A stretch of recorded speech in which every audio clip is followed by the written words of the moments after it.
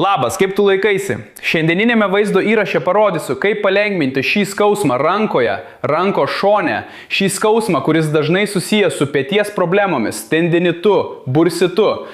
Arba tiems, kurie daug sportavo, arba pradeda sportuoti, arba daro sunkesnius pratimus.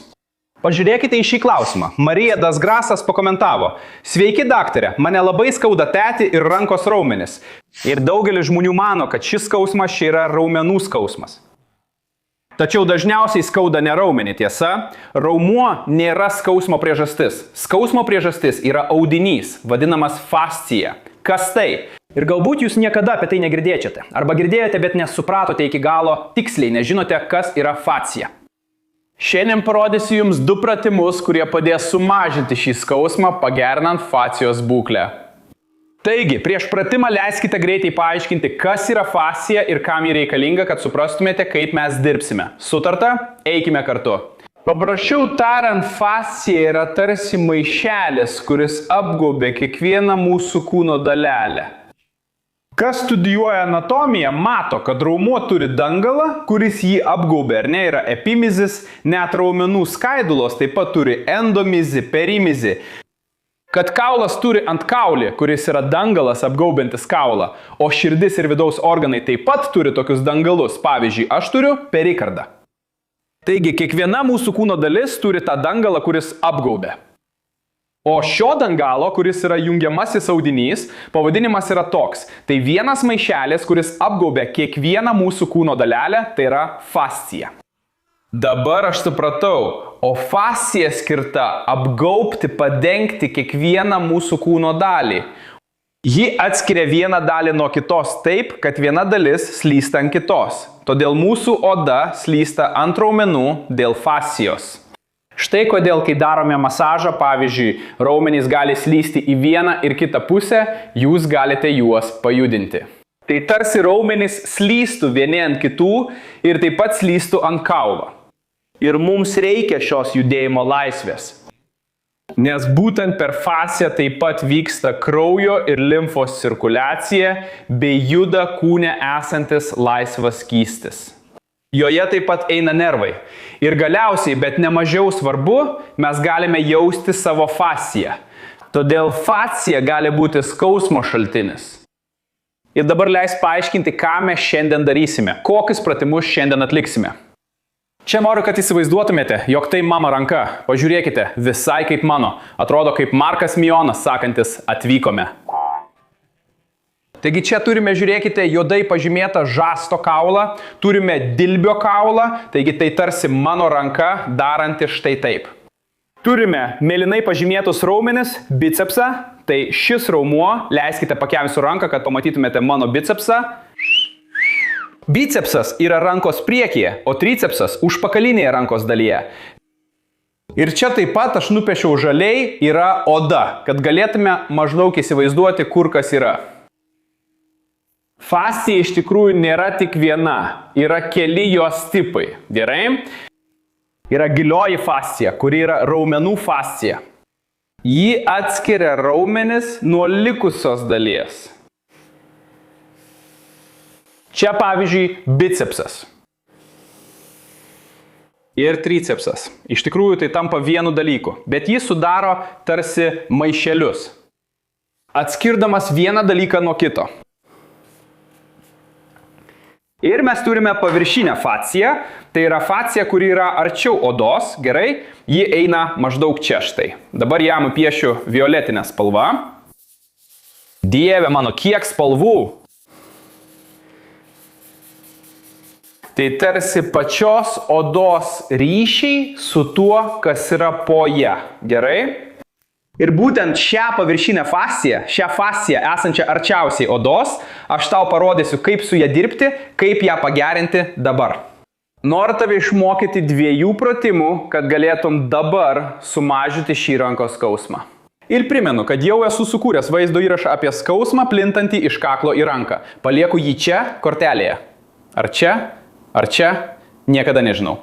Palieku čia, kortelėje tau. Vėliau pažiūrėk tą vaizdo įrašą, kuriame yra ir kitų pratimų, kurie taip pat gali padėti sumažinti šį rankos skausmą. Gerai?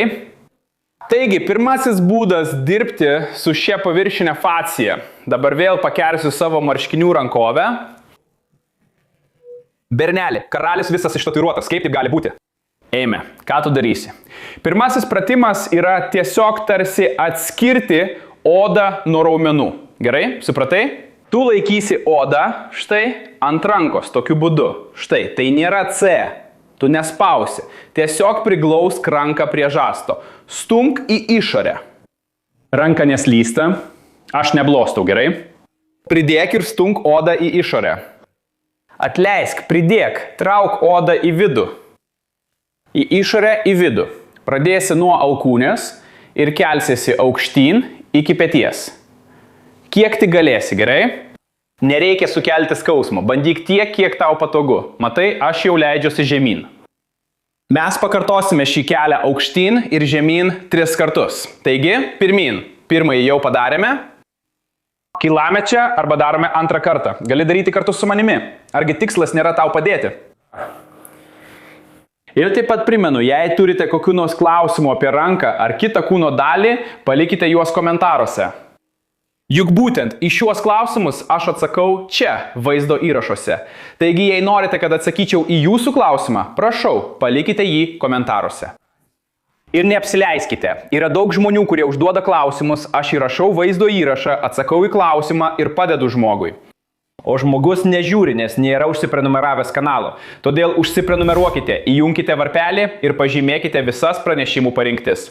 Nes tada YouTube tave informuos. Kiekvieną kartą, kai kelsiu vaizdo įrašą ar atsakysiu į klausimą, YouTube tave informuos ir praneš, kai atsakysiu į tavo klausimą.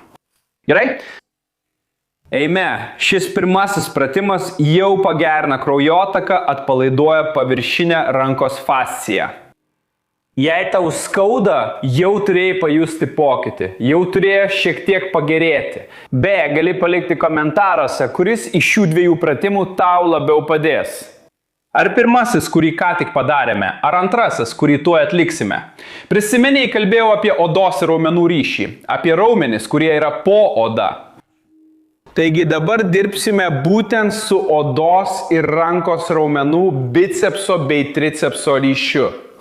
Tam tu padarysi štai ką. Štai, taip pat kaip aš užsitraukiu marškinių rankovę aukštyn, mes bandysime patraukti odą. Pirmiausia, pradėsime nuo rankos priekinės dalies ties bicepsu. Padedate ranką prie alkūnės, patraukite odą aukštyn, tarsi keltumėte marškinių rankovę. Štai. Patraukite odą aukštyn ir atliksite 5 judesius ranka. Ištieskite ir sulenkite. 2, 3, 4, 5. Pasislinkite aukštyn per vienos plaštakos plotį, patraukite odą, laikykite, neleiskite jai išslysti. Dar kartą. 2, 3, 4, 5.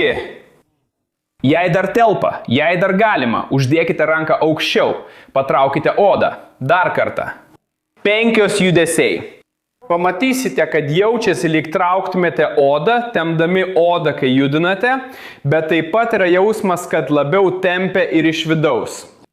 Ir būtent tas tempimo iš vidaus jausmas rodo, kad mes dirbame, judiname, geriname fasciją. Kitaip tariant, mes kontroliuojame skausmą, kylantį iš fascijos. Argi tai ne puiku? Daugelis tendinitų, bicepso sausgyslės tendinitas, viršdygnio raumens tendinitas, bursitas atsiranda dėl šių fascijų pakitimų. Taigi, dažnai vartojate vaistus, darote kineziterapiją, gydotės, darote injekcijas, bet atrodo, kad skausmas visada sugrįžta. Taip yra todėl, kad fascija vis dar turi problemą. Ir čia jūs mokotės, kaip pagerėti. Gerai? Kita antrojo pratimo dalis – dirbti su odos ir užpakalinės rankos raumenų tricepso sąveika.